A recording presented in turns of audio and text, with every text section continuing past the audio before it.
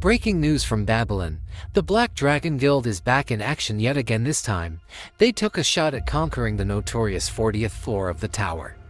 The hype was real, the pressure even more so, leading the charge a fierce girl with purple hair and a guy rocking a red jacket. But you guessed it, they came back empty-handed. All eyes were on the guy in red, hoping for victory. But it turns out, the Black Dragon Guild has hit another wall in their quest for glory. But let's not forget today's real MVP, Summer Spirit, the legend himself.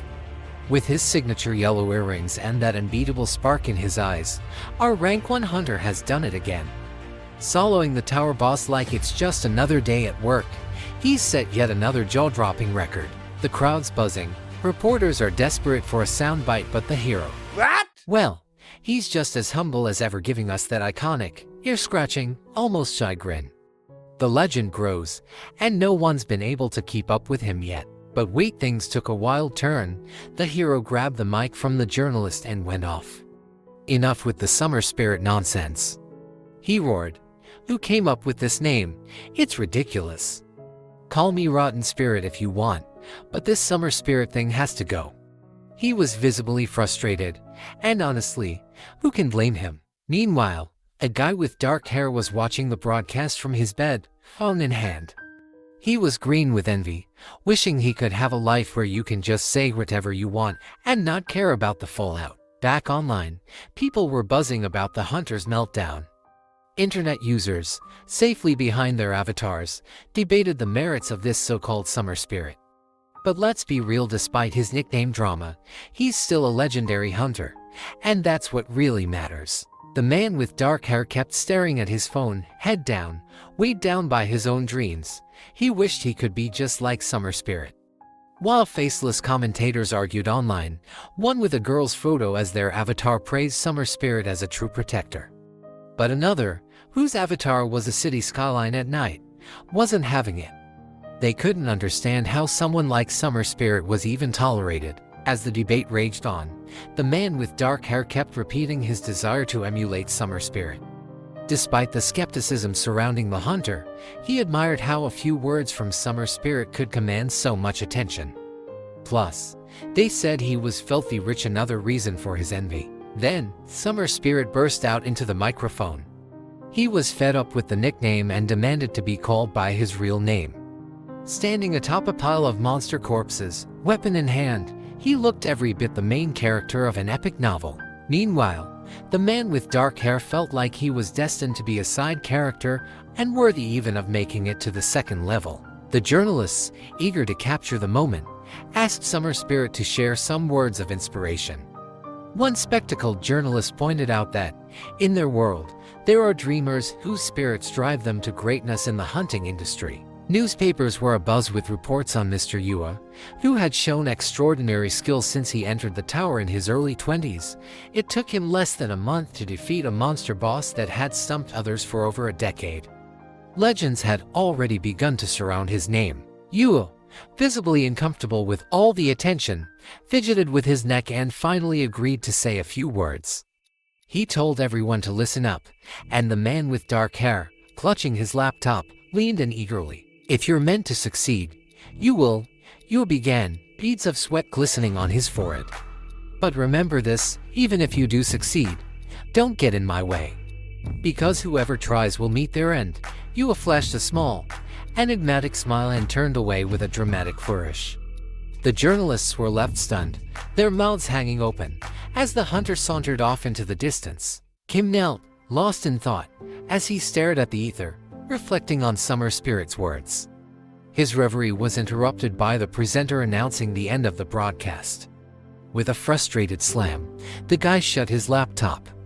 The viewers at home missed the final words, and he sat on his bed, hair streaming down his face, feeling the sting of rejection. Kneeling before a wall plastered with old newspapers, surrounded by discarded soda cans, he felt the weight of Summer Spirit's greatness. It wasn't him being ignored, it was the reporter. In a fit of rage, he ripped the newspapers off the wall, his sobs punctuated by the throbbing veins in his neck. His frustration and jealousy burned fiercely. If only he had such talent, he thought, he wouldn't be stuck in this room, dealing with TRF hunters. As he knelt, bathed in the sunlight streaming through the window, he wished desperately for the same skills that had made Summer Spirit great. Through his tears, he spotted something incredible, a golden card shimmering in front of him. It was a scene he had only seen in videos, but here it was, in real life. The card floated in the air, adorned with mysterious symbols. A notification appeared above it. His intensity had triggered this rare phenomenon. The tower had recognized his desire and granted him a skill. Eagerly, he rose from the floor and reached for the card. It emanated a faint, glowing smoke as he grasped it. He had been waiting for this moment since arriving here, and now he held an S+ level card. A blue notification flashed, announcing the creation of the skill card, followed by a yellow notification detailing the skill. I want to become like you. This S+ rank skill would activate upon death at the hands of an enemy, allowing him to copy one of the enemy's skills. Tears streamed down his face as he read the skill description. The card promised that he could copy one of the skills from an enemy who had defeated him. Yellow particles swirled around his hands, and a message flickered above them. He wondered if there were other skills like this one, pondering the possibilities. In their world, a towering structure loomed on the horizon. Those with nothing left to lose were the first to brave its depths. Each floor was home to monsters from various realms, and only a lucky few were granted skills by the tower. Nearby, Summer Spirit and other hunters were gearing up for a new hunt. The tower buzzed with excitement as people gathered, eager to battle monsters. Summer Spirit was in the thick of it, battling a colossal snake with his red spear. Ever seen Summer Spirit in action? There was a TV segment where a citizen was asked about him. The citizen described him as wielding a flaming spear and fighting with a style that resembled a dance like the very embodiment of Shiva. Meanwhile, a man in an orange apron, holding a remote control, was urged to include more footage. He didn't see the need, as he was already hooked on the action. The guy buried his face in his hands at the table, feeling utterly defeated. His boss approached and asked if he was a fan of Summer Spirit. The guy shook his head, saying it wasn't about that. Just then, the TV blared the news. Summer Spirit was ranked #1, and he had earned it. An interviewed citizen expressed relief, saying heroes like Summer Spirit were crucial for their world. The guy lay on the table, resting his cheek against the cool surface, daydreaming of a life as illustrious as Summer Spirit's. His own life felt hopeless in comparison. His boss, spotting some drunk people outside, raised his hand in exasperation. The guy recalled the inscription on his skill card, "Just die." He had received a skill higher than S level, but it was a cruel joke. Its only function was to activate upon death. Overwhelmed, he began to cry again, unable even to face his duties at the Hunter Association. The guy slammed his hand on the table and wiped his face with the other, his frustration palpable. The boss shot him an irritated look and told him to step outside for some fresh air. As the guy walked down the street, a notification popped up above his head about the latest Hunter rank updates. He staggered and collapsed, clutching his head as if it might explode. When he looked up, he saw Summer Spirit standing nearby with a girl. The girl, visibly distressed, asked Summer Spirit to back off. Yoo flashed a knowing smile and slipped his hand under his jacket. "The game isn't bad," he said, "but anyone could mistake you for an innocent bystander." The girl, with her white hair, pressed herself against the wall in fear. Summer Spirit continued, "Dear Saint, there was poison in that glass of alcohol." Sweat trickled down her face as she glanced nervously at the bottle Yoo was holding. He suspected she had intended to use basilisk gastric juice to poison him. He tossed the bottle aside and moved closer, explaining that if it weren't for his skill, disaster would have struck. The bottle shattered on the ground. The saint quickly protested, claiming it was all a misunderstanding. She insisted she never meant to harm him, only to team up with Summer Spirit to conquer the tower.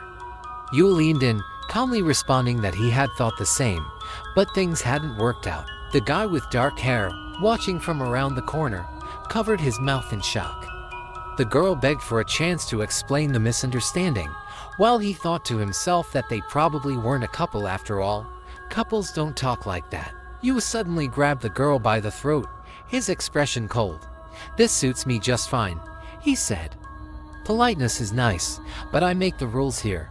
The guy, drenched in sweat and still covering his mouth, thought this looked more like a scene between a killer and someone desperately pleading for their life. Summer Spirit tightened his grip on the girl's neck.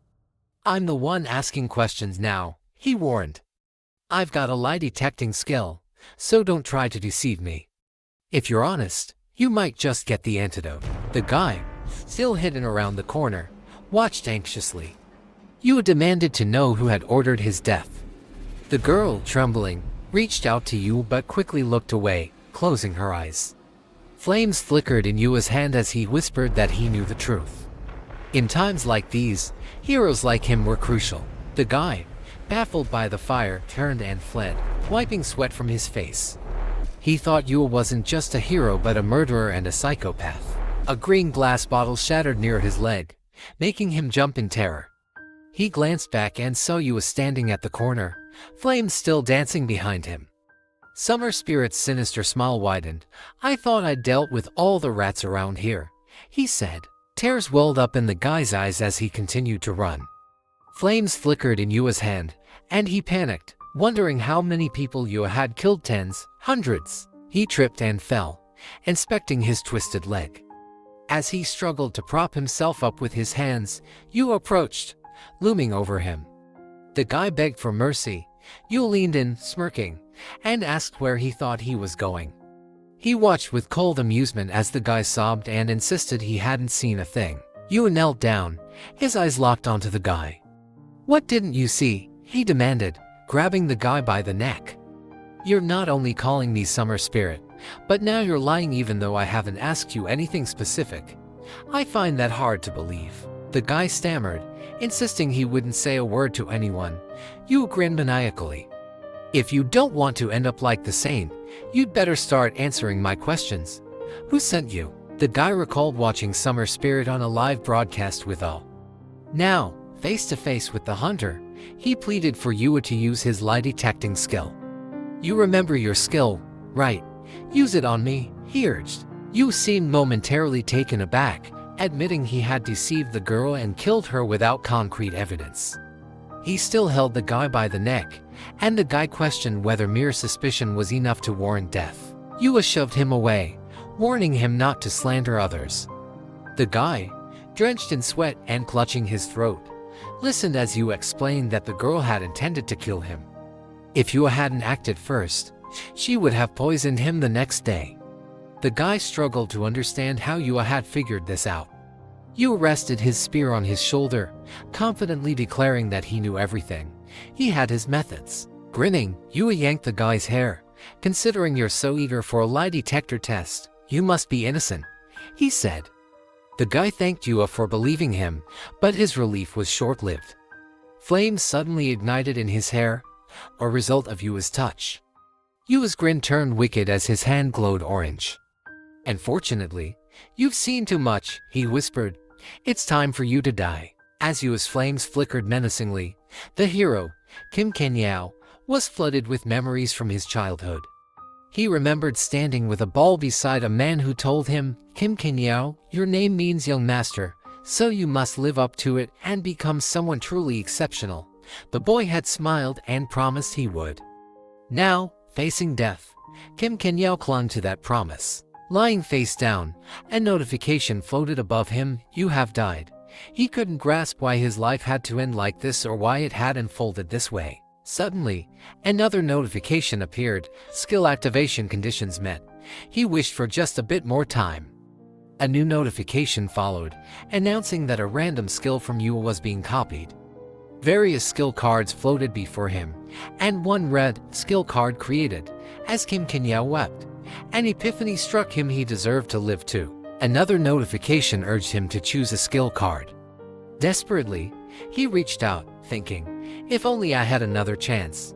His hand grasped the golden card. Just one chance, he thought as he selected copying skill. Kim opened his eyes to the sound of breaking news from Babylon.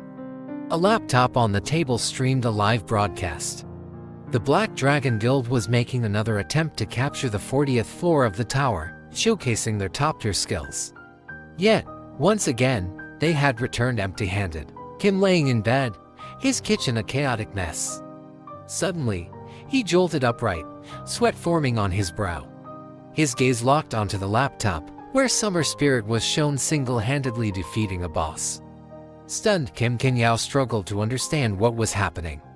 He stood in his room, his face a mask of confusion and disbelief, trying to piece together when he had returned home. On social media, users were buzzing about Summer Spirit's latest outburst. Yoo had angrily berated the crowd over his despised nickname once more. Terrified, Kim Kenyao clutched his phone, bewildered by the flood of repetitive discussions and the events from the previous day. He remembered his encounter with Yoo. As he extended his hand, 2 yellow skill cards materialized before him.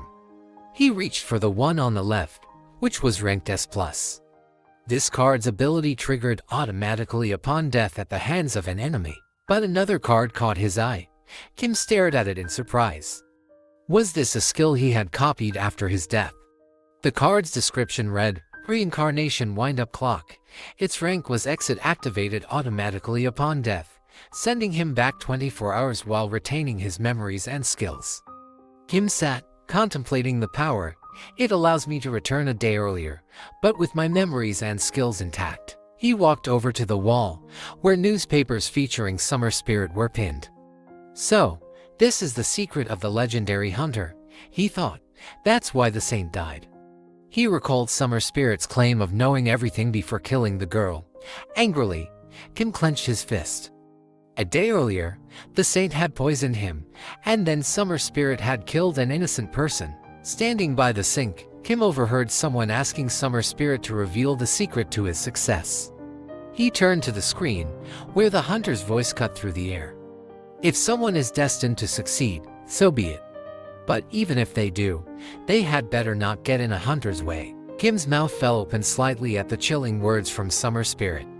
If anyone interferes, they will die, Yoo declared with cold certainty. Kim's grip tightened around the card in his hand. Determination steeled his resolve as he thought, will they die? With newfound resolve, he decided he would find out who would face the hunter's wrath next. Suddenly, Kim's attention was drawn to the window by a commotion outside. Shouts about a fire reached his ears. He glanced out and saw a fierce blaze raging in the distance. Stepping out of his building, knife in hand, he saw people rushing past, desperately trying to put out the flames. He moved cautiously along the edge of the house, aware that his city was different from the outside world, a place where aspiring hunters came to prove themselves. Kim ran through the streets, glancing at his phone. Is this really happening? It was 7:30, and the fire was still burning fiercely. He realized that Summer Spirit must have started the fire to cover up his murder of the saint and erase any evidence. In this city, hunters with water skills were supposed to work together, not engage in random brawls. In the chaos, a girl with purple hair, the head of the Black Dragon Guild, was shouting orders to keep everyone in line. Meanwhile, a girl with green hair, leader of the Guild of Healers and Pharmacists, stood paralyzed with fear on the street. This city had many names. Some called it Babylon, others simply referred to it as the City of the First Floor. The local vigilante captain, Holy Knight, helped with the firefighting efforts. He noted that the building hadn't been occupied for 5 years and questioned the need for such urgency. Residents watched the fire, their faces etched with a weary familiarity of such crises. Kim Kenyao observed them from a distance. They were all too accustomed to emergencies. Kim overheard people talking about the saint's absence. She was never one to be late for such matters. A girl with green hair, standing next to a knight holding a fire extinguisher, mentioned that the saint was probably caught up with personal matters, maybe even a date. The healer crossed her arms, clearly annoyed by the comment. Meanwhile, the Summer Spirit, Yoo, stood at the edge of the crowd, visibly irritated. He demanded to know who had started the fire without his permission. Kim Kenyao's gaze was fixed on the hunter, his resolve hardening. As Yoo passed by the knight, the crowd began snapping pictures. Yoo's smile was cold as he clenched his fist, clearly pleased with the attention. Yoo was informed about the fire in the old slums and was asked for help. He, however, questioned what he would gain from it. Kim Kinyo's grip tightened around the knife as he realized Yoo was seeking to profit from a disaster he had caused. Ignoring the crowd's protests and their pleas for him to act responsibly, Kim Kinyo pushed through. People shouted at him to be careful, urging him to uphold the honor of the hunters. But Kim Kinyo, wearing white sneakers with green accents, pressed on with determined strides toward the flames. The crowd's warnings grew fainter as he neared Yoo. With a burst of adrenaline, Kim leapt into the fire, stretching his hand toward the hunter. The crowd gasped as they realized the gravity of the situation. Smoke and flames enveloped him, his screams cutting through the chaos. The intense heat sparked panic among the city residents. Kim Kinyo stood amidst the inferno, clutching his head in pain, his vision blurring from the heat and smoke. A death notification blinked across the screen, signaling Kim Kinyo's return 24 hours earlier. As he lay on his pillow, the breaking news from Babylon played out before him. The reports covered the Black Dragon Guild's latest failed attempt to capture the 40th floor of the tower. A new notification confirmed that his skill's automatic function was working perfectly, with no penalties attached. Kim reflected on the implications. The level of skill he possessed had no penalties, but it also meant he couldn't kill the hunter himself. Even if he succeeded, the summer spirit would simply rewind time.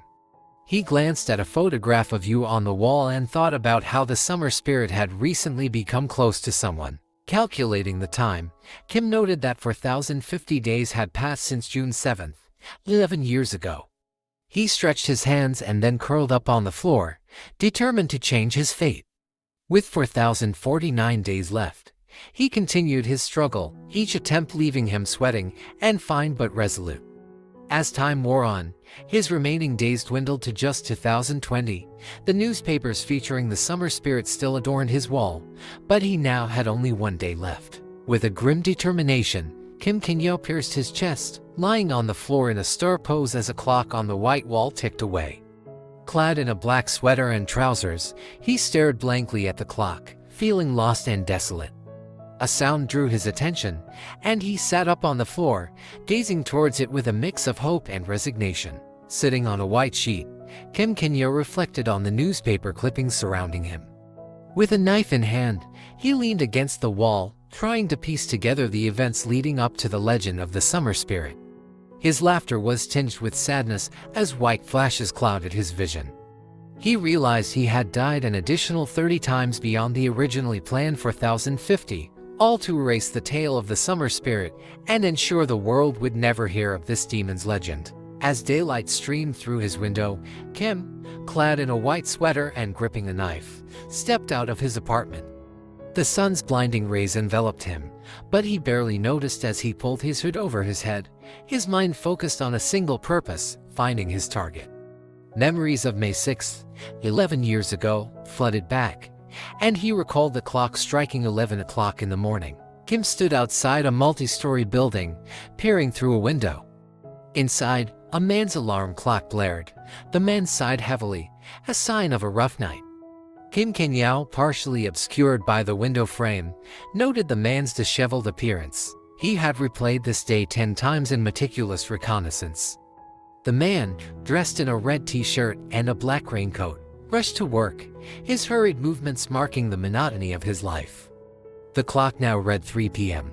Meanwhile, at the second floor of the tower, summer spirit hunter Yoo was battling red slimes with apparent ease. Frustration etched on his face. Yoo shouted, "I'm the Knight of Summer." After yet another day of battling these low-level monsters, Kim Kinyo, hidden behind the hunter with his knife poised, pondered when Yoo would step into the grand role of a true hero. At just 21, Yoo was still an ordinary Afrank hunter, awaiting his breakthrough. Kim Kinyo's resolve solidified. Today was the day he would change everything. Summer spirit hunter Yoo, gripping another piece of slime, expressed his growing frustration. Kim Kinyo, observing from the shadows, knew that soon everything would change according to Yoo's desires. But suddenly, a red puddle of slime lunged at Kim Kinyo. With swift precision, he cut through the stream of slime, declaring that Yoo wouldn't be seeing it again. As red mucus coated his hands, Kim glanced at the clock. It was 5:31 p.m. He watched as Yoo stood in a striking room filled with black air bubbles and blue water, preparing to ascend to the 6th floor. Yoo's voice echoed with irritation as he lamented over the endless slime hunts. On the 6th floor hunting grounds, Yoo encountered a man with red-stained shoes, who apologetically requested a potion. Yoo, still holding his weapon, questioned the man's motives and dismissed him with visible annoyance. He had already cleared out the monsters, and his frustration was palpable. He then cynically inquired about the man's willingness to pay for the potion, stating that it was worth 20 gold at the alchemy market. Kim's eyes narrowed as he watched the interaction, his mind racing with plans. He knew that this was the moment to strike, to ensure that the hunter's ascent would be thwarted. As Yoo had dealt with the potion request, Kim Kenya prepared for the next step in his relentless quest. Kim quickly stepped forward, offering 20 gold for the potion and urging Summer Spirit Hunter Yoo to hurry. But as he reached for the potion, Yoo, with a swift motion, pulled it back and placed his weapon against Kim's chest, shoving him away. Terrified, Kim offered 40 gold, but Yoo's smile was cold and mocking. He grabbed Kim Kenya by the scruff of the neck and shouted in his face to hand over everything he had. Realizing what was happening, Kim took a deep breath and prepared himself for the inevitable. Yoo, standing opposite him with fury in his eyes, accused Kim of having a problem with his hands, implying he was powerless to resist. Yoo declared he would take the money himself. Kim thought bitterly that Yoo's true nature was exactly what he had expected. Yoo shoved him aside and snatched his blue wallet. Kim Kenya fell to the ground, his face flushed with humiliation. Yoo, with a condescending smirk, poured the gold coins out and began counting 1, 2, 3. His expression turned to one of disappointment as he found only 60 gold. He mocked Kim, questioning why he was so poor and suggesting he should carry more money next time. Yoo then grabbed Kim by the hair, who was now kneeling in horror. Despite Kim's desperate pleas that the money was all he had, Yoo's contemptuous tone remained unshaken. He assured Kim not to worry, promising to put the money to good use. As Kim recalled a haunting moment from his past life, he saw Yoo's smile turn sweet but was overshadowed by the sinister backdrop of flames. Yoo took all the money and, with one final glance of disdain, released Kim, leaving him trembling on the ground. Kim extended his hand toward Yoo, desperately begging for the potion. Yoo, weapon raised menacingly, exuded a dark, ominous aura. With a chilling tone, he questioned whether saving Kim would only lead to future revenge. Kim, now on his knees and reaching out in desperation, pleaded for mercy. Summer Spirit Hunter Yoo reflected on how everyone yearned for peace and quiet. Kim Kenya, still on his knees, pondered Yoo's version of peace, feeling an overwhelming sense of despair. As Yoo prepared to strike, Kim, eyes wild with a mix of fear and rage, shouted out, questioning why he had to die at this moment. He braced himself for the fatal blow.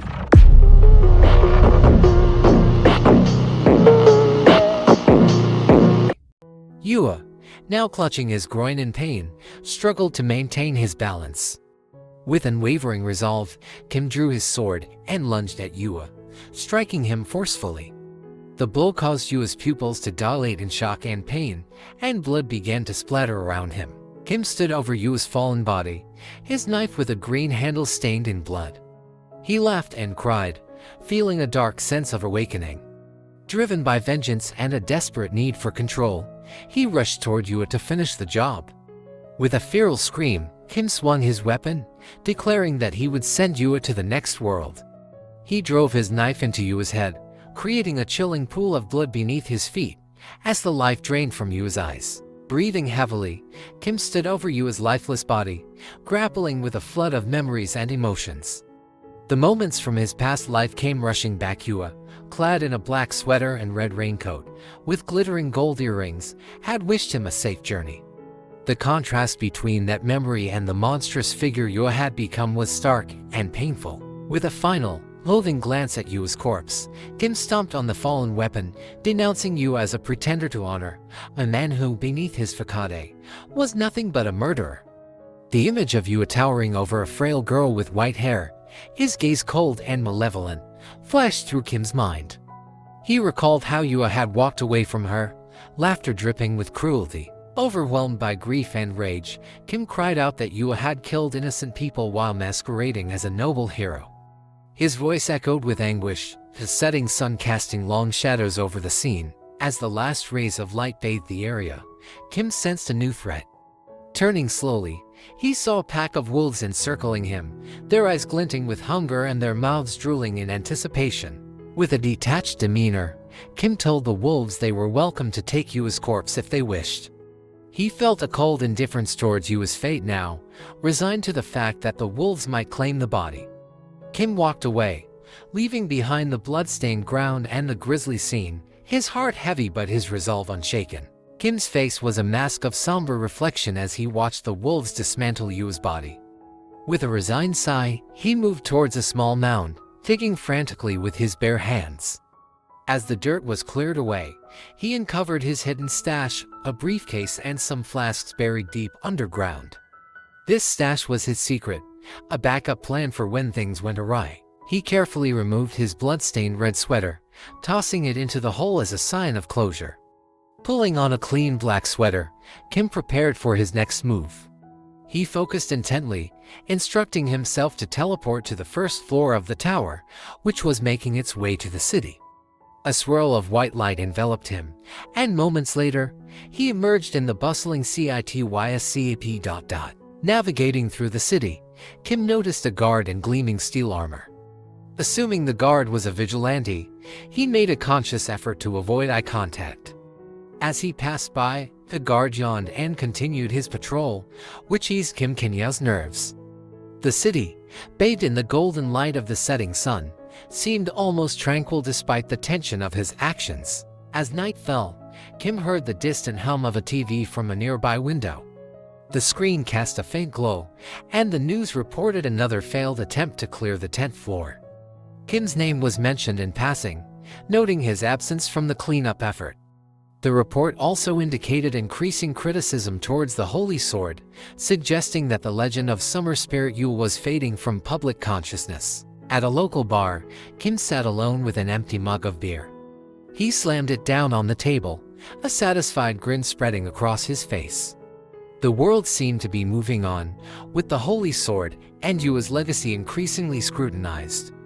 The elation of his small victory gave Kim Kenya a brief respite from his ongoing struggle. Kim, now quite intoxicated, waved for another glass of draft beer.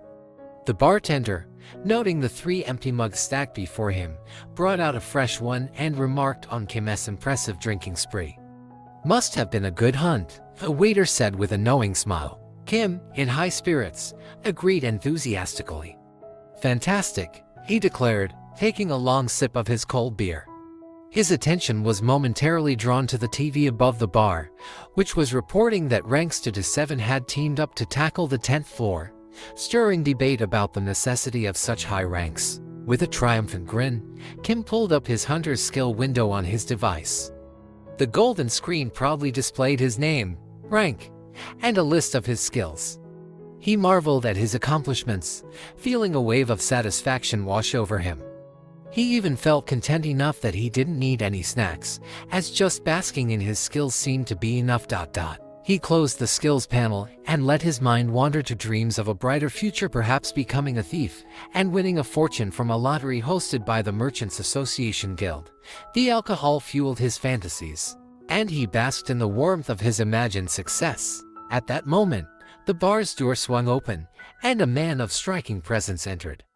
Dressed in a refined suit, with a hat and rugged beard, he ordered a drink of warm milk with vodka and a touch of sugar or honey, if available.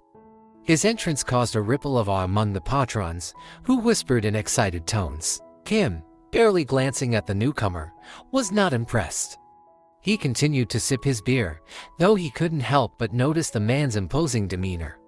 The man settled into a seat with an air of authority, his ashen hair and ice blue eyes casting an aura of cold intensity. The murmurs among the patrons grew louder as the man removed his hat, revealing his identity, Marcus Century, the Holy Sword. Once the top hunter in the tower, Marcus had vanished for 11 years, his name fading into obscurity.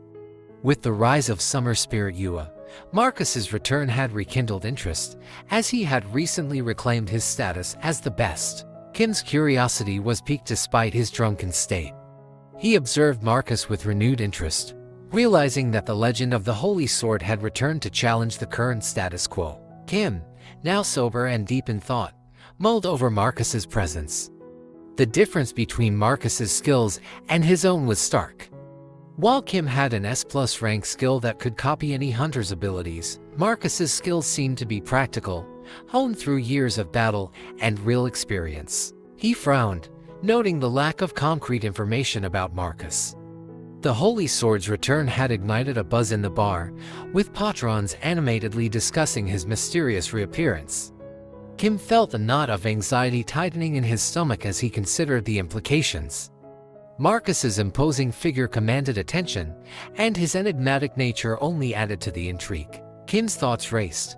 Despite the excitement surrounding Marcus's return, the true extent of the Holy Sword's abilities remained shrouded in mystery. The more he observed Marcus, the more he realized that this nobleman's presence could significantly alter the tower's dynamics. The uncertainty surrounding Marcus's skills and his potential impact made Kim Kenyao uneasy. As Marcus spoke with a calm yet authoritative tone, Kim flinched. As Marcus addressed someone in the bar, his irritation was evident, especially when he scolded them for mumbling too loudly. Kim, who had been observing from a distance, noted Marcus's tendency to talk to himself, a trait that only added to the sense of unease surrounding him. Checking his phone, Kim saw notifications warning about sensitive topics to avoid in Marcus's presence. The Holy Sword's reputation for unpredictability was confirmed. The incident in the 9th floor hunting grounds, where Marcus had clashed with several high-ranking individuals, was still fresh in the hero's mind. Marcus's swift and harsh response to a bandit's taunt had been widely discussed. The bandit's mockery about Marcus's hearing aid and privileged background had triggered Marcus's ire, leading to a swift and brutal confrontation. A prominent guild had later criticized Marcus for his excessive severity, noting that certain subjects, especially family matters, should be avoided around him. The post, humorously adorned with a gray cat profile picture, emphasized the need for caution when dealing with the Holy Sword. As Marcus prepared to leave, he instructed the bartender to lower the noise, stating that he preferred to handle matters his own way. He left a generous tip and exited the bar, leaving behind a sense of relief among the patrons. The atmosphere in the bar shifted as conversations resumed, but the impression of Marcus's formidable presence lingered, leaving Kim Kenyao to ponder the implications of the Holy Sword's return. Kim, driven by both fear and fascination, followed Marcus as he moved through the city. The Holy Sword's imposing presence and mysterious aura only deepened Kim Kenyao's curiosity about his true abilities. As Kim trailed Marcus, he was suddenly startled when Marcus called him out by name. Trembling, Kim Kenyao apologized, explaining that he only had a request. Marcus's unsettling smile and intense gaze increased Kim's anxiety. It was clear that Marcus was not just curious but wary of Kim's intentions. Kim, unarmed and visibly nervous, faced Marcus, who held his sword with a readiness that suggested he might strike at any moment. The tension between them was palpable, with Marcus calmly analyzing Kim Kenyao's demeanor.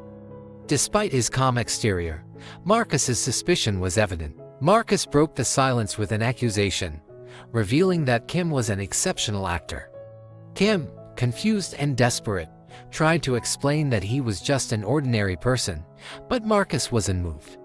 He disclosed a disturbing skill that allowed him to see the number of people Kim had killed, 4,091 in total. This number included not only Yoo but also countless others from Kim Kenyao's repeated deaths and restarts. Kim was stunned, the weight of Marcus's revelation crashing down on him. Marcus's disgust was palpable as he denounced Kim as a demon, a being who had committed unforgivable acts. He contrasted Kim's deeds with his own strict code, which he vowed never to violate. Feeling the walls closing in, Kim turned and fled, his heart pounding with fear. Marcus, driven by a sense of righteous fury, pursued him relentlessly. The Holy Sword's speed and skill were evident as he leapt and swung his sword, forcing Kim to push himself to the limit in a desperate bid to escape. The pursuit was intense, with Marcus's skills and determination making every step a struggle for Kim. The threat of Marcus's wrath, combined with the knowledge of his own past actions, made the escape feel increasingly dire. Kim's heart raced as Marcus's blade swung down with lethal precision. Barely managing to dodge, Kim felt the weight of the battle pressing on him. Marcus's words echoed in his ears, calling him a special class assassin. It wasn't just a taunt. It was the recognition of the deadly skills Kim had honed over countless lives. Shocked, but still retreating, Kim stumbled over a stone and fell to the ground. As he lay there, exhausted, he couldn't help but think that his luck had saved him once again. But when Kim opened his eyes, his stomach sank. Marcus was already standing over him, sword raised, ready to deliver the final blow. Closing his eyes in resignation, Kim prepared for death. Yet, instead of the cold steel cutting through him, he heard Marcus shouting angrily. He opened his eyes in confusion and saw Marcus, visibly agitated, shouting at what appeared to be no one. The exchange wasn't just Marcus rambling in madness. His words were sharp, as though he was arguing with someone unseen. Kim couldn't hear the other side of the conversation, but it was clear that Marcus was being told to keep Kim alive for interrogation. Kim's mind raced. This wasn't mere insanity. Marcus was engaged in a real conversation, which meant only one thing: telepathy. The old man wasn't just talking to himself, he was sharing information about Kim's identity and deeds. Kim realized, with mounting dread, that Marcus might already have shared the details of his 4,091 kills. If word got out, the Hunters Department would pursue him, and soon enough, the top guilds would follow, leading to a very public execution in the tower square. Desperation set in. Kim needed a way to reset the timeline, to die and start over again. His mind clicked into survival mode, and he decided to provoke Marcus, hoping for a quick death. "Old man," Kim called out, his voice dripping with sarcasm, "pass my regards to your grandchildren." Marcus froze, a flicker of confusion crossing his face. Sensing an opening, Kim pressed on. "The Northern Aova family. I heard they've had a tough time with bandits lately," mentioning Marcus's noble lineage, especially the Aova family, which had been a frequent target of criminals, was like throwing gasoline on a fire. Marcus's face contorted with fury, his eyes burned with rage, and before Kim could react, the old man swung his sword with a speed that defied belief. Kim barely had time to register the upside-down moon above him before he felt the rush of air as his head separated from his body. As his head soared through the air, Kim found himself admiring the beauty of the moon, even in his final moments.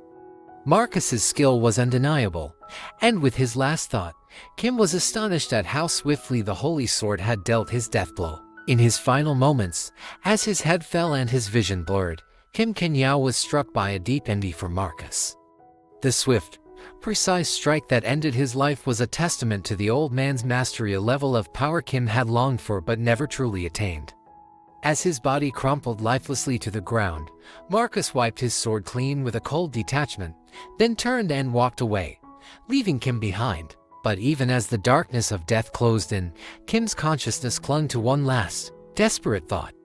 With a trembling hand, he reached out toward Marcus, yearning for the kind of power that could end lives so effortlessly. "Skill condition achieved by death." The words echoed in the void, pulling Kim back from the brink.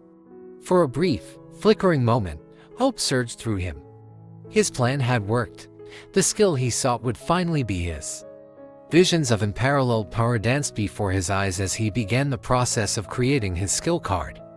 Memories of his past success, like when he had miraculously obtained the Rotten Spirit skill, fueled his excitement. This could be another moment of fortune. But as the cards materialized before him, his joy quickly turned to dread. There was no golden card among the options, only silver. His heart pounded with the cold realization that the reward was far less than he had anticipated. The shimmering silver cards seemed to mock him, reminding him that despite all his cunning and sacrifice, true power remained just out of reach. The disappointment gnawed at him as his consciousness continued to slip away, leaving him with the bitter taste of unfulfilled ambition. Kim, now back in his bed and still reeling from his recent death, felt a mix of hope and dread. The system's announcement that he had returned 24 hours prior brought a surge of relief. He eagerly accessed the hunter skills window, relieved to find he had achieved an A+ level skill. However, his excitement was tempered by disappointment. It wasn't a combat skill but a passive ability. While an A+ skill was still significant, he had hoped for something more directly powerful, akin to Marcus Cullenberg's combat prowess. As he contemplated the skill card's cryptic name, a sudden noise disrupted his thoughts. A voice, calling him grandfather, made him only to hear a voice call him grandfather. Yes, you heard that right, grandfather. The voice, dripping with annoyance, reminded him that if he wasn't going to practice in the middle of the night, the least he could do was move around quietly. Seems fair, right? The red-haired man then casually suggested they try not to disturb each other, as if they were roommates who forgot to set some ground rules. Kim, already confused by the whole grandfather situation, froze when the man added, "I'm with you no matter where you go, buddy." Now, that's a bit more commitment than Kim signed up for. With a nervous chuckle, Kim tried to make sense of it and apologized. He hesitantly asked the red-haired man who he even was. The red-haired man blinked in surprise, then asked, "Wait, you can actually see me?" Kim confirmed, and the man, still looking perplexed, asked, "You can hear me too?" Kim, trying to keep a straight face, responded, "Well, we're having a conversation here, aren't we?" The red-haired man sat down right in front of him, muttering to himself like he'd just encountered the weirdest bug in the system. He got up again, scratching his head, and looked around, wondering why they were in such a cramped space.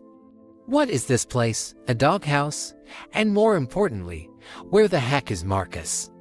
The name jolted Kim. Marcus Kenberry. You mean the Holy Sword? Kim stood there, mind blown, wondering if the Holy Sword was really just an amateur, but the red-haired guy wasn't finished. Peering outside, he squinted, grumbling that he couldn't even see beyond his own hand. That's when Kim pieced it all together. He wasn't just talking to any spirit. This was the ghost of the Holy Sword's wielder. Kim, now sweating bullets, apologized profusely. "Oh no. I think I accidentally copied you with my skill." Cue the ghost's wide-eyed terror as he screamed, "What? You copied me? Get me back to my grandfather now." He practically begged Kim to reverse whatever spell he'd cast, insisting there was no way this could be permanent. "Seriously, man, there's a cancel button on everything, right?" Kim clutched his head in absolute terror, screaming, "I swear, I have zero control over this." Meanwhile, the red-haired ghost had somehow scaled the ceiling and was now sitting on it like some kind of unbothered spider. From his upside-down perch, he began wailing about how Marcus's teacher had been kidnapped by someone so incompetent. Kim, barely holding it together, begged the man to stop crying, especially upside down, because it felt like his heart was about to explode, but the ghost wasn't having it. He threw his hands up, well, technically down, since he was still on the ceiling, and declared that this was a catastrophe, laying the blame squarely on Marcus for not cherishing his dear teacher. He rambled on about how many times he had warned Marcus to value the old man because, you know, something like this was bound to happen eventually. Still trembling, Kim could only think of one thing: can we just live quietly and peacefully? But the ghost cut him off with a dramatic cry, "Quiet and peaceful? I've been dead for ages." In a rare moment of clarity, Kim calmly replied, "Well, if you're dead, shouldn't you be, you know, resting quietly?" This set the ghost off. He pointed at Kim and accused him of trying to send him off to the afterlife with some kind of ghostly curse. Kim couldn't help but think to himself, this guy talks way too much. No wonder Marcus was always so annoyed. At this point, Kim buried his face in his hands, groaning. Of all the skills he could have ended up with, he had to pick one that landed him in a situation where he'd be dodging the Holy Sword for the rest of his life. The ghost, still hovering on the ceiling, seemed baffled by this. "Hide from Marcus? Why would you ever do that? There's no kinder hunter in the world than that nobleman, unless, of course, you bring up his grandchildren." Kim, feeling overwhelmed, tensely covered his face with his hands. "Yeah, I get it," he muttered, already exasperated. But then he mentioned something that made the situation even stranger. Among the Holy Sword's many skills, There was one that showed the number of kills. The red-haired ghost raised an eyebrow and asked, "You mean detective acumen? That useless skill. It just tells you if someone's killed before, big deal." But Kim, still pointing at himself, whispered, 4091. The ghost froze, his face a mix of disbelief and alarm. "Wait, what? You mean there are 4091 murders hanging over your head?" Kim sighed, bracing himself for the inevitable freakout. "Well, kind of, but not exactly." The ghost's expression darkened. "Are you insane? You're just a rookie, the newest of the newbies. You probably can't even sense an aura yet. How on earth could you have killed over 4,000 people?" Kim quickly clarified, No, I didn't actually kill that many people. I only killed one person, a villain from the future. The other 4090. Well, those were me. I've died that many times." The ghost's jaw practically hit the floor. Kim continued, "See, I was reincarnated to kill this guy from the future. Problem is, he's the #1 ranked in our world. I've got this ability that lets me copy one of the skills of whoever kills me. So, after finally killing him, I accidentally copied his rebirth skill. Now, even when I die, I just go back one day. No big deal, right?" The red-haired man was completely stunned, his brain working overtime to process this insanity. "Wait a second, you've become immortal. And you're telling me you want revenge on this guy, but since he's got the same rebirth skill, you can't kill him either." Kim nodded. "Exactly. That's why I went back to a time before he got that skill. I just had to, die 4090 times to get here." The two sat there in stunned silence, awkwardly facing each other. Finally, the ghost broke it, asking, "You've committed suicide 4090 times just to travel back 11 years. Kim rubbed the back of his neck, sheepishly nodding, "Yeah, pretty much." The red-haired ghost floated toward Kim and looked him up and down, as if about to deliver some profound wisdom. Instead, he casually asked, "So, what's your name, kid?" Then, pointing at Kim, he asked, "And why, exactly, did you choose to copy Marcus's skill in the first place?" Without missing a beat, Kim shrugged. "Well, Marcus is the #1 hunter of this generation. Seemed like a no-brainer to start collecting skills from the strongest people first. Makes getting stronger a whole lot quicker." The ghost narrowed his eyes suspiciously. "Huh, you answered that pretty honestly. Is it because the skill card says no one else can see me, so you figured no one would know?" Kim awkwardly rubbed the back of his neck, nodding, "Pretty much." Suddenly, the ghost snapped into action. "All right, stand up," he ordered, catching Kim off guard. The man began to fly around Kim like a nosy bird, sizing him up from every angle. Stubborn as a mule, decent physique.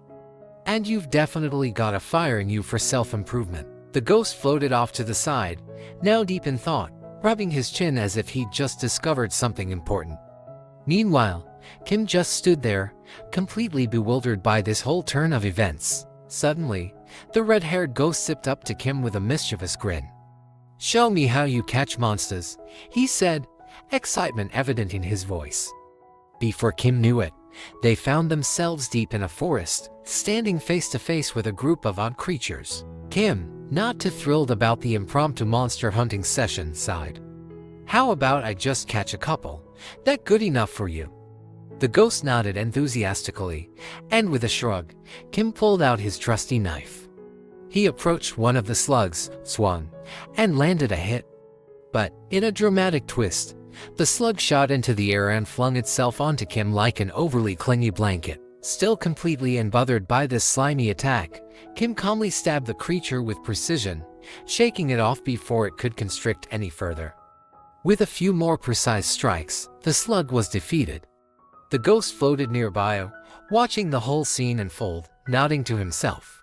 "Yep, I expected as much," he said, with a knowing smile. Wiping off the slime with a groan, Kim glanced at him. "What's that supposed to mean?" The ghost began to explain, sounding almost nostalgic. "Back in my world, they used to call me the King of the Sword. I came from a place much like this, where a giant tower appeared. climbed its floors faster than anyone back home. As the ghost spoke, Kim's mind flashed to the legend of the summer spirit, the hunter who shattered records and reached the 40th floor. And then, there was the mysterious 99th floor, the stuff of legend. Pointing to himself with a hint of pride, the ghost continued, "Hunters like me, we notice things. That's why I wanted to watch you in action. I've got an eye for potential." Kim smiled faintly, but there was a sadness in his eyes. "I appreciate that, but I don't have any potential." The ghost scoffed loudly, like Kim had just told the worst joke in the world. "That's complete nonsense. You've got incredible potential." Kim, completely shocked, rubbed the back of his neck. "Wait, are you serious? You're not just messing with me, right?" The ghost looked at him with utter disbelief. "I might be dead, but I don't joke about this kind of thing." The ghost floated closer, his expression serious.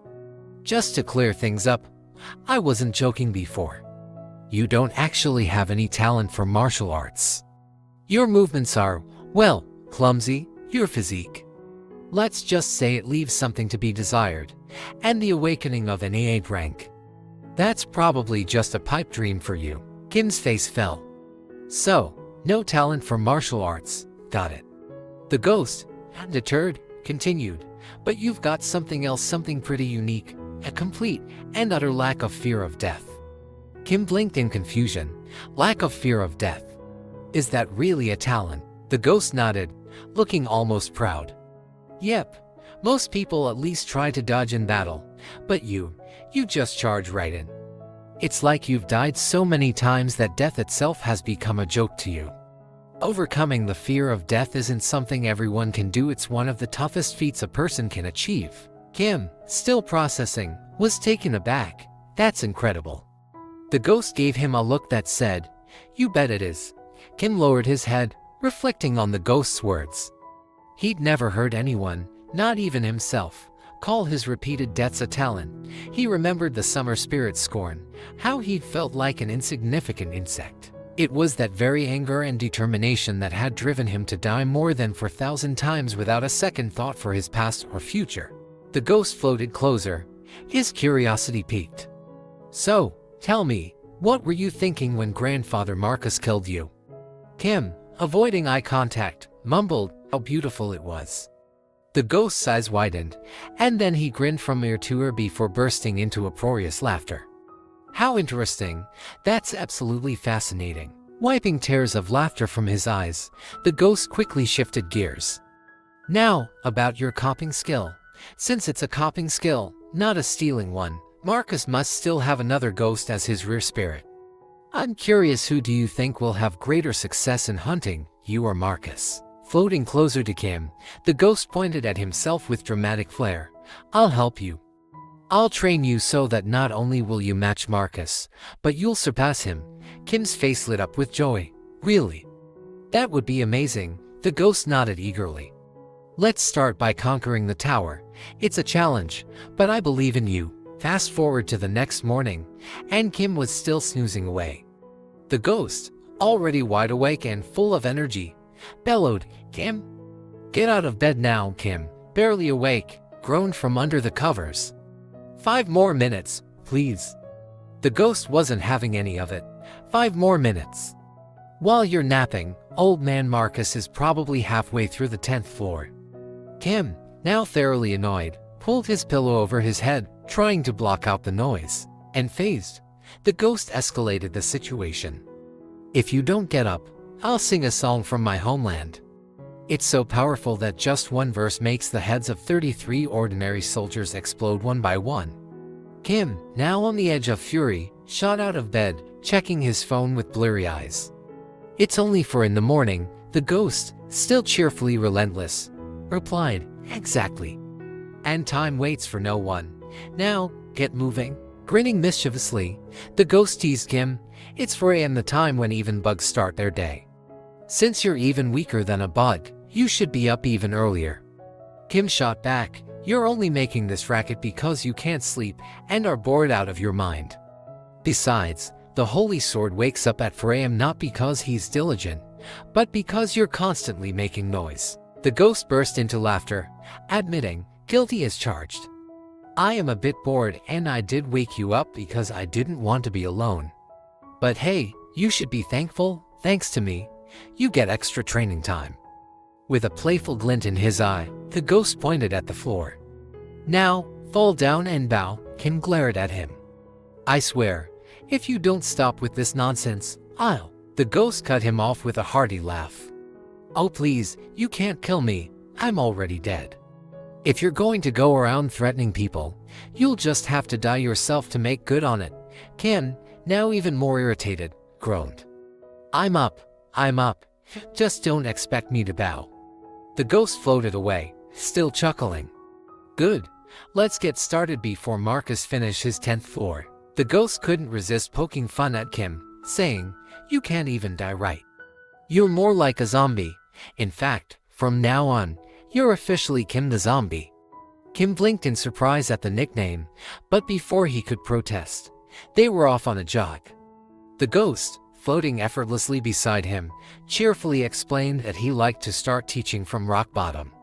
But in Kim's case, rock bottom was a luxury. He was already in the basement of Lost Causes. 3 days sped by in a blur, and during that time, Kim managed to snag the sword constellation skill from the sword sing.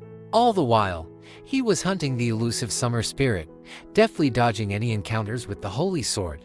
The ghost hovered nearby, offering a snarky compliment. You know, Kim, your talent is like an abyss, a bottomless pit.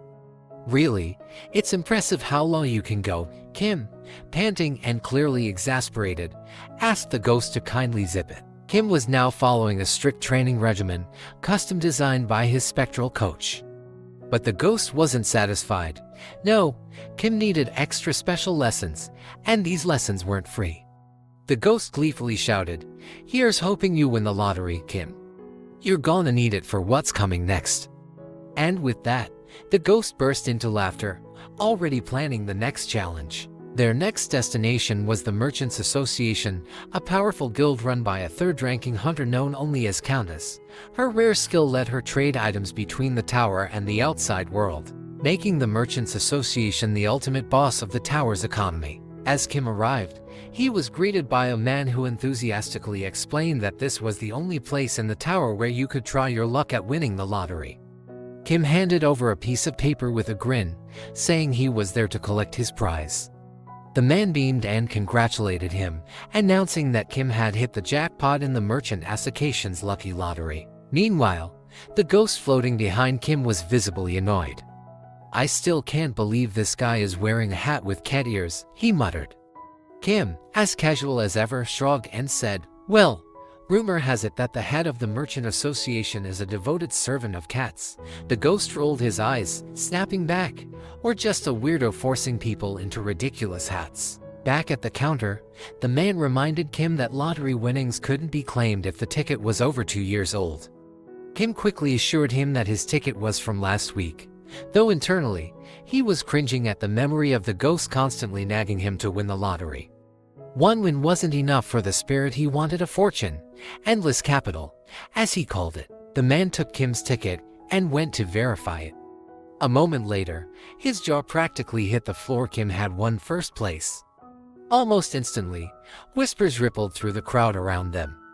Kim, ever the picture of calm, just tilted his head with a small, knowing smile. The ghost, on the other hand, glanced around warily and muttered, at this rate, you're gonna get shanked in some back alley. Kim, and-faced, simply replied, don't worry. You is going to win the lottery soon too, thanks to my skill. He had learned one crucial lesson from this whole ordeal: if you've got something to hide, make sure it's not your victory. Just then, a man named Arthur Taylor approached. He introduced himself as the caretaker of Gold and, with a flourish, invited Kim to call him that. Kim introduced himself in return but couldn't shake the feeling that Arthur was a high-ranking hunter, probably in the top 300. Arthur then invited Kim upstairs to the top floor, adding that this was a special exception. Normally, someone of Kim's lowly rank wouldn't be allowed up there, but with 50,000 gold in his pocket, rules could bend a little. Kim's face lit up with joy, clearly unused to this level of treatment. The ghost floated nearby, smirking. Wow, Kim, you're really blossoming under all this attention, aren't you? Bet this is the first time you've been treated like a human. It wasn't long before Kim started gritting his teeth, remembering how just 2 days ago the spirit had been mocking his dying talent. He could feel his frustration bubbling up again, wishing desperately that the ghost would zip it for once. The ghost, with a wild gleam in his eyes, told Kim, "You really shouldn't be such a simpleton. From now on, you should see yourself as existing purely so people can honor you worldwide." Kim remained calm, but internally, he couldn't help but think, great, both the summer spirit and the Lord of the Sword are total psychopaths. He made a mental note to never follow in their footsteps. Arthur Taylor, the caretaker of Gold, noticed Kim's distant expression and turned around, concerned. "Is something wrong?" he asked. Kim snapped back to reality and quickly waved it off, saying he was just lost in thought. Arthur let out a relieved sigh, admitting that Kim's pale face had made him worrying he'd somehow offended him. Kim, secretly touched by the concern, wondered if this guy was actually an angel in disguise.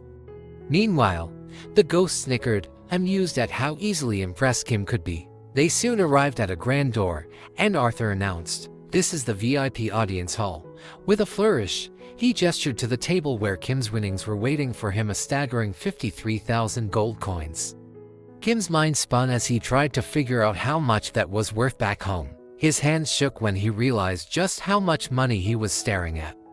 As Kim stood there in shock, Arthur continued, offering him the choice to either take all the coins now or leave them safely stored with the Merchant Association. For a brief moment, Kim let himself dream.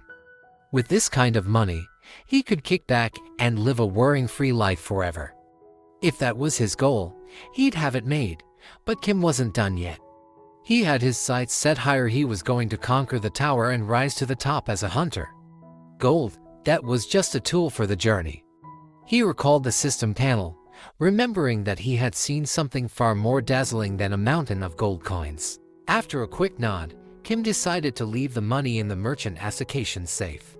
Arthur smiled approvingly and praised Kim's decision, noting that it was always the wisest option he recommended to winners. But Kim was already a step ahead. Eyeing the gold, he suddenly turned to Arthur and, with a sly grin, extended his hand.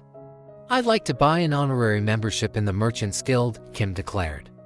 Without missing a beat, he offered to pay for a second-level honorary position with 10,000 gold upfront. Arthur, clearly prepared for anything, smoothly pulled some paperwork from his jacket and asked if Kim was already affiliated with another guild. Kim confirmed that he wasn't. The ghost, watching from the sidelines, smirked, half impressed. Well, Kim, you're thinking sharper than I gave you credit for," he remarked. He went on to explain that a guild wasn't just a social club for hunters, it was a source of patronage and protection, and he'd need all the protection he could get in a city as chaotic as this, where the summer spirit's reign was unchecked. As Arthur wrapped up the paperwork, Kim had another request. "Could you recommend some housing within the Merchants Association? I'm currently stuck in a dingy one-room apartment," Kim asked, hoping to upgrade his living situation. He then added, "And if the newspapers come asking about the lottery winner, could you keep my name under wraps? But do make sure to mention that the winner is an honorary member of the Merchants Association." Arthur hesitated for a moment, clearly weighing the request, but eventually nodded in agreement. The ghost, who had been observing the whole exchange, chuckled and quipped, "Poor Arthur looks like he's in physical pain dealing with these obvious requests." Kim sighed with relief, thinking that in such uncertain times, he had to be as prepared as possible. He then turned to the ghost with a glare. "Wait a second, aren't you the one always calling me a simpleton?" The spirit feigned innocence and joked, "No, you're doing great on your own. I wouldn't want to interfere by, changing your diapers." Kim grumbled, "If only you'd stop talking, you'd be less annoying." The ghost smirked and commented, "Hey, your mood seems to be on the up." Kim couldn't deny it. "Of course I'm happy," he said. "Things are finally falling into place. After dying for 1,000 times and reliving for 1,000 days, I've got some privileges no one else does. It's time to start using them, not just to settle the score with the summer spirit, but for everything."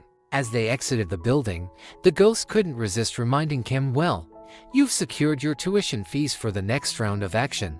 Kim glanced at him, confused. Are you saying I need to find some regular teacher for extra lessons? The ghost cackled and shook his head. Oh no, the teacher's right here in front of you. What you need now is reinforcement, something like a miraculous potion to boost your physical abilities, or maybe a scroll with basic martial arts. But just as quickly, the ghost shot down the idea of a scroll. No, forget it. At your level, you wouldn't understand a single word. Kim, feeling a growing irritation, asked, so what do I need, then? The ghost leaned in closer, a mischievous glint in his eye. Potions, good ones. And I mean very good ones. Kim, not loving where this was heading, hesitated. And by good you mean? The ghost grinned, as if savoring the moment. They've got to come from the Castle of Alchemy, a guild of doctors and pharmacists who brew up the finest miracle potions. Kim's stomach twisted. Wait, aren't those going to cost a fortune? The ghost leaned over and whispered the estimated cost into Kim's ear. Kim almost keeled over. What? Even if I spend all my money, I could only afford, like, 4 bottles. The ghost burst out laughing. If we're lucky, maybe we can stretch it to 5 with a bulk discount. Kim chased after the ghost, his frustration building. Just slow down for a second.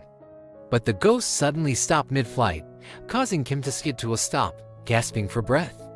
What now? Kim demanded, confused and breathless. Suddenly, the ghost froze mid-flight, his usual playful expression turning deadly serious.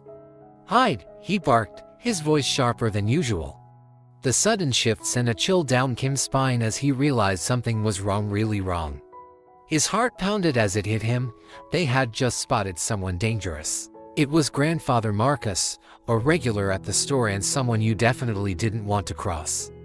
Kim's fury boiled over as he whispered angrily at the ghost. How could you forget to mention something this important? You were supposed to warn me. But before the ghost could defend himself, Marcus came to a halt. His eyes scanned the area, drifting closer to Kim's hiding spot. Kim crouched behind a trash can, trying desperately to stay as still as possible. If Marcus found him, it wouldn't end well at all. Kim's thoughts raced, but luckily, after what felt like an eternity, Marcus turned away, seemingly uninterested. Kim exhaled, his hands trembling as he laughed nervously at the absurdity of it all, hiding behind a trash can like some petty thief. The ghost, now back to his usual calm and slightly smug self, sighed with regret. The fact that Marcus is here means he's after the miracle potion too. Kim's stomach dropped. Without wasting another second, they both bolted towards the store.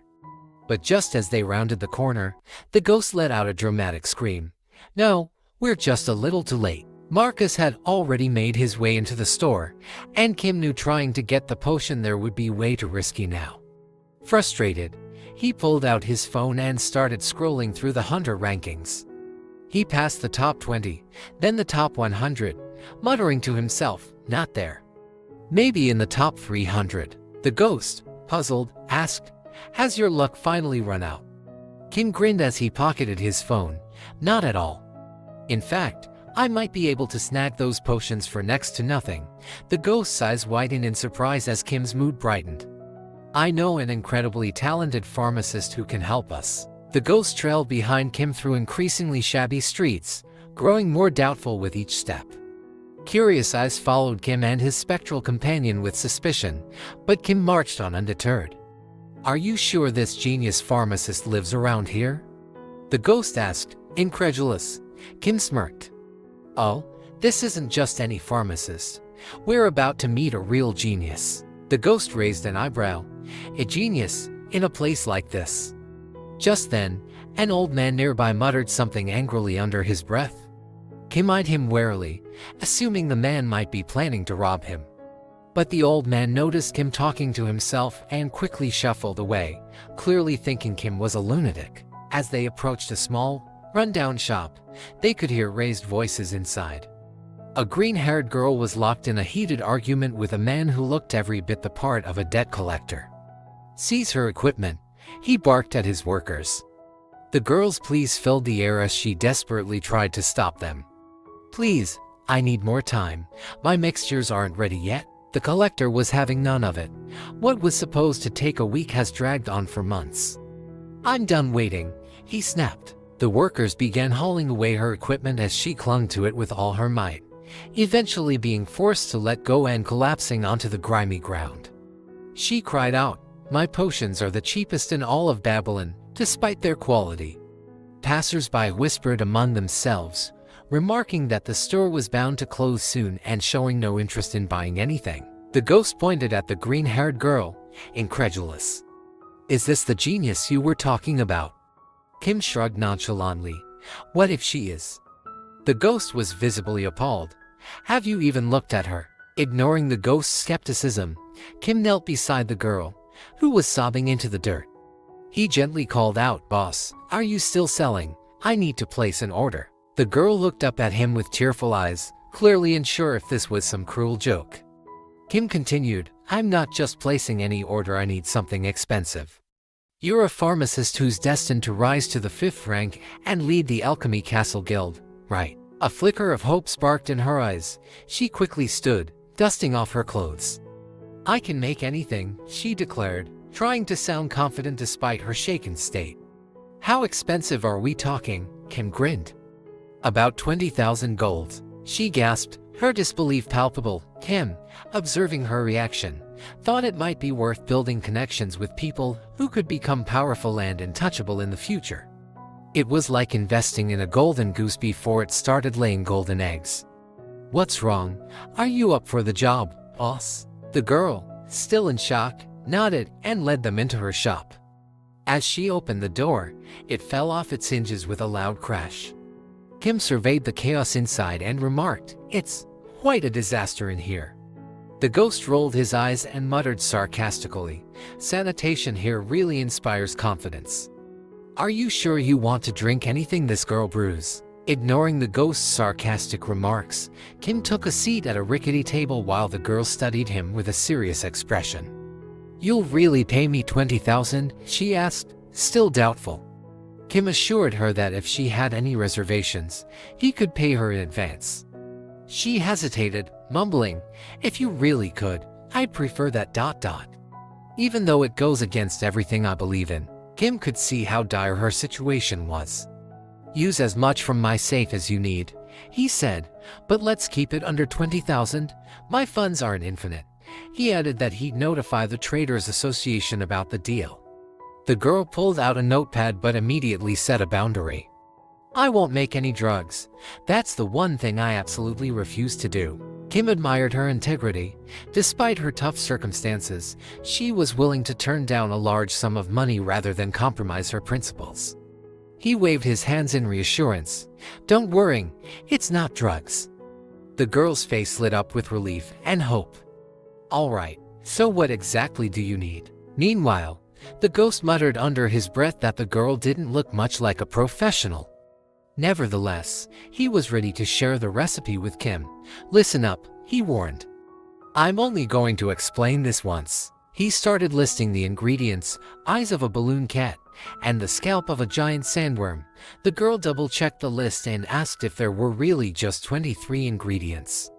The ghost confirmed that these were all the ingredients needed, but the actual cooking process was entirely up to the alchemist. The girl, astonished, explained that combining all these ingredients would create a potion that maximizes reaction rate. "It requires an incredibly high level of skill," she said, "because you have to infuse everything all at once without separately refining the ingredients." The ghost was taken aback by her expertise and confirmed she had it right. Kim smiled, clearly impressed. "You really are a specialist in your field," he said.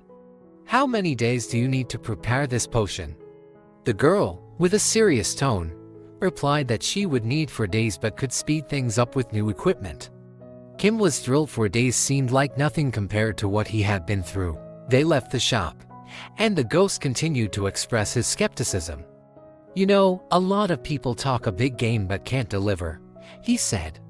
Kim, curious, asked how the ghost knew the recipe. The ghost grinned. "It's actually my own creation, a miracle potion I brewed up while I was drunk on a cocktail of toxic substances." Kim, beaming with satisfaction, appreciated the ghost's high-level recipe. He surprised the ghost by predicting that the girl would rise to become one of the top figures in the alchemy castle within 10 years. The ghost, visibly offended, crossed his arms and retorted, "She'd probably just take the money and run." 4 days later, the girl was ready, though she had managed to finish even faster than anticipated. Kim, now comfortably settled in housing provided by the Merchants Association, reassured her that the original 4-day time frame was perfectly acceptable. She handed him 30 bottles of the potion, and Kim noted that this supply should last him a full month. He mused that these potions were 15 times more effective than those from the store the ghost had recommended. The ghost was dumbfounded. "Why are you mentally humiliating me by comparing them?" he asked, clearly irritated. The girl, still a bit shy, wondered why Kim had trusted an unnamed pharmacist with such a significant order. She acknowledged her confidence in her skills but admitted that only a few in Babylon could handle such a complex recipe. Kim, placing a hand on his neck, reflected on her abilities. He remembered her quick thinking during a city fire and her honest reaction to the summer spirit. He realized she was not only talented but also kind and insightful. "I think we could do great things together," Kim said, offering her a partnership. "Let's achieve success as a team." The girl, still modest, agreed to the partnership, shaking his hand and promising to prioritize his needs. As the girl left, Kim's smile remained, but the spirit of the rear couldn't resist the opportunity to mock him. "You know," the ghost quipped, "I'm starting to think you might actually have a shot at becoming a good hunter after all." Kim chuckled, shaking his head. "If you keep up with the teasing, I might just fall from embarrassment right here." He decided it was best to focus on his training rather than engage further with the ghost's antics. The next day, Kim arrived at the hunting grounds on the 3rd floor. He knew the enemies here would be tough and asked the ghost for an action plan. The ghost advised him to drink the potion first. Kim pulled out a sleek black glass vial and took a sip. The potion tasted surprisingly ordinary, with just a hint of lemon and honey. Then, as if on cue, a sharp pain hit Kim's chest. He started sweating buckets, his neck drenched and his breaths coming in ragged gasps. The spirit of the rear floated nearby, grinning from ear to ear. "Looks like the alchemist's potion is doing its job," he remarked, clearly enjoying Kim's discomfort. "Feel that sweat dripping down." Kim felt like his head might explode from the intensity.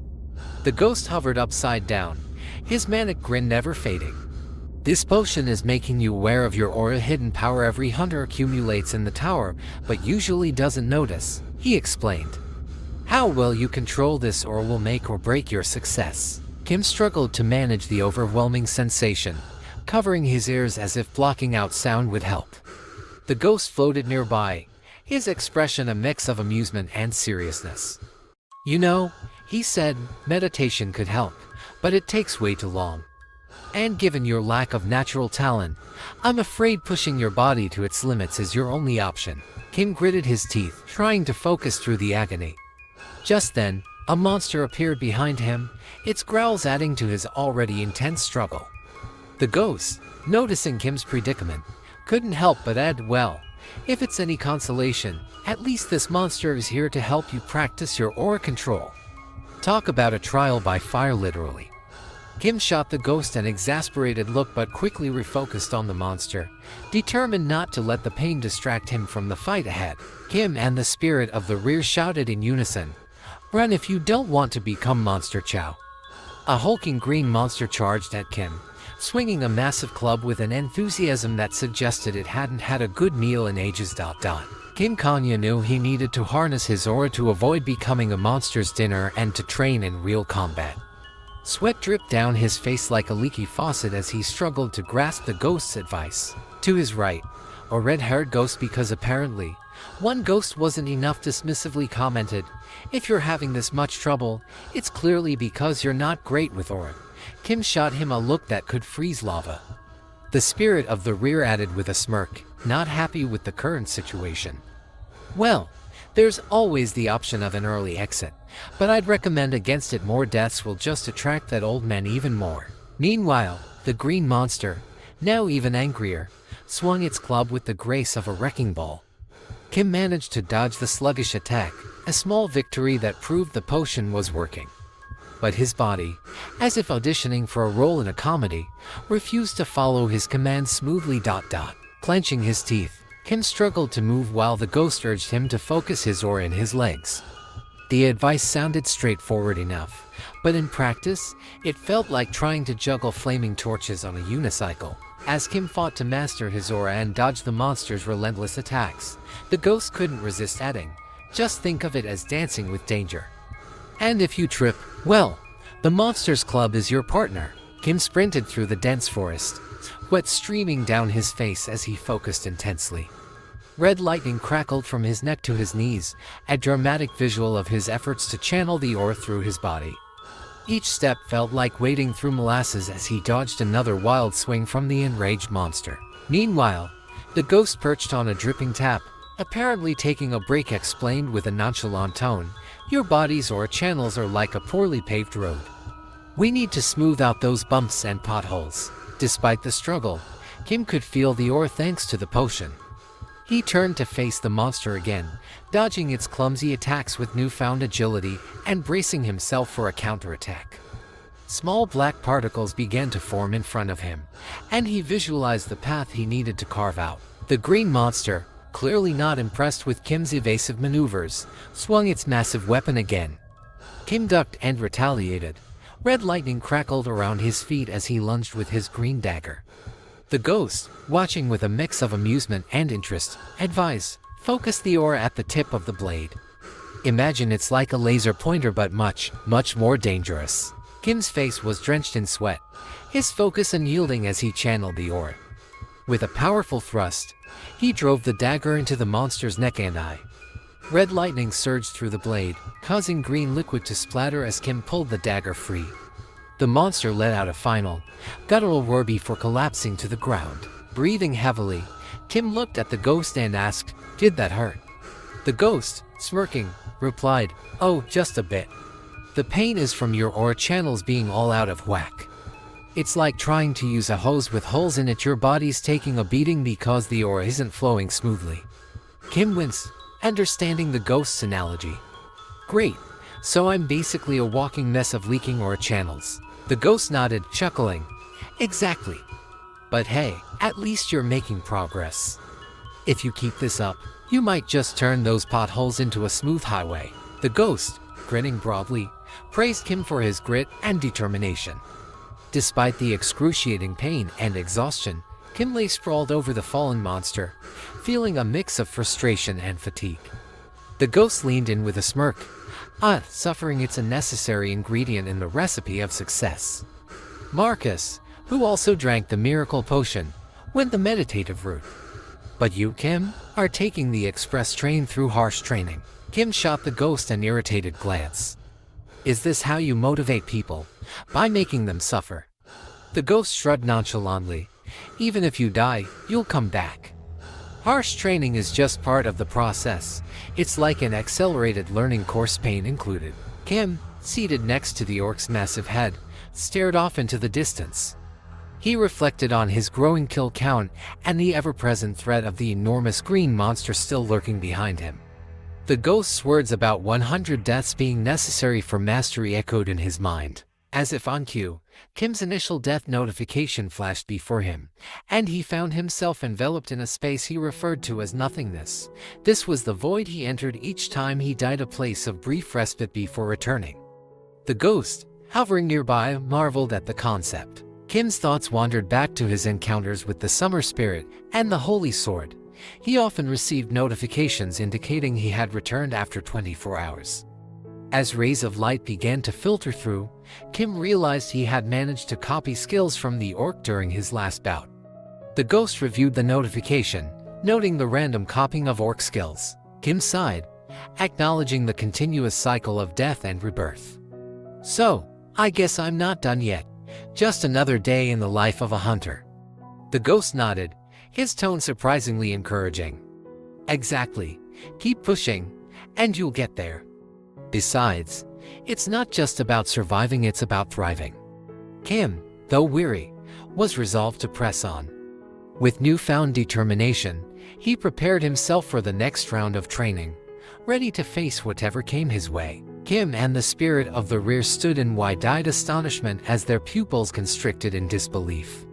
The air crackled with tension as a skill notification flashed before them, revealing an option to select a skill card. The ghost's jaw dropped in shock, his usually confident demeanor replaced with one of utter disbelief. "What is this? Why would the tower's management bypass a spirit like me for someone like you?" Frustration painted the ghost's face as he clutched his head, lamenting the state of hunter culture. "This is an absolute travesty. How did things come to this?" Kim, eyes fixed on the notification, remained calm. He reached out for a brown card, nonchalantly declaring, "I'll take any of them." The ghost flailed his arms, exasperated. "Why on earth would you just pick any card? This is a golden opportunity. You need to choose a skill that's at least somewhat useful." The cards continued to flutter by, and Kim shrugged, admitting, "It's impossible to tell which one is better. They're all brown, so it's just a matter of luck." The ghost's eyes widened in disbelief. "Are you kidding me? You're just going to leave it up to chance? You have no idea which skill could be the best for you." Kim scratched his head, feeling bemused. "The color of the cards is the same. I can only see one side, so how would I know which skill is better?" With a dramatic eye roll, the ghost revealed his ace. "I can see both sides of the cards thanks to my eagle vision." It's almost clairvoyant at this point. Kim's eyes lit up with realization. "Eureka!" he exclaimed, his face flushing slightly with excitement. His enthusiasm startled the ghost, who watched with a mix of confusion and curiosity. As Kim eagerly waited for the ghost to point out the best option, the spirit's exasperation turned into grudging admiration. "All right, let's see what you're really excited about." Kim's face turned serious, focusing intently as he awaited the ghost's guidance. The ghost's frustration reached a boiling point as he shouted at Kim for his over-the-top reaction. Kim, still buzzing with excitement, asked the ghost to reveal the details of the skills. The spirit, with a dramatic sigh, raised a hand to his chin and agreed, but only on the condition that Kim listened carefully since this would be the only time he'd explain. The ghost began with card number 1. It depicted a volcano erupting with 2 orcs holding hands. The description explained that while nature had provided them with shelter, it also brought numerous hardships. Despite this, the orcs had maximized their fertility and conquered nature. The skill, named Patronage of Fertility, was rated F level and came with a downside of constant heat. Card number 2 showed orcs with repetitive odd phrases like "ch Vic." The ghost identified this as another F-level skill named Chwick Chwick. Kim was initially taken aback by the strange name. Floating with his legs crossed, the ghost remarked that had he not intervened, Kim might have ended up with Chwick Chwick. Kim was unimpressed with both skills and decided that Chwick Chwick seemed preferable over Patronage of Fertility. Despite the ghost's warnings to reconsider, Kim confidently reached for the Chwick Chwick card. As he selected it, a notification about copying the skill appeared. The spirit of the rear, visibly distressed, shouted that Kim had made a poor choice. Kim, now bathed in a comforting blue light, reassured the ghost that everything was fine. Moments later, he found himself on a luxurious bed, a blue screen above him displaying his rank and noting that no penalty had been assigned for the skill. Kim lay back on the incredibly comfortable bed, appreciating the luxury provided by the Merchants Association. Despite the ghost's frustration and screams of disbelief, Kim felt a sense of contentment and relief. He was ready to make the most of his new skill and the opportunities it could bring. The ghost, exasperated and stunned, could only watch as Kim reveled in his unexpected success. Kim lay back on the luxurious bed, feeling a rare sense of comfort and satisfaction, despite the chaos of his latest adventure. The spirit of the rear continued to float above him, clearly frustrated, but Kim couldn't help but smile. His new skill was in place, and the journey ahead was only getting started. But what does Chwick Chwick actually do? Will Kim's gamble pay off, or is he setting himself up for even more trouble? And how will the spirit of the rear react when Kim puts his new skill to the test? Stay tuned to see if our amateur hero can rise through the ranks or if his latest decision will lead to more disastrous outcomes. Make sure to subscribe and turn on notifications so you don't miss Kim's next wild chapter.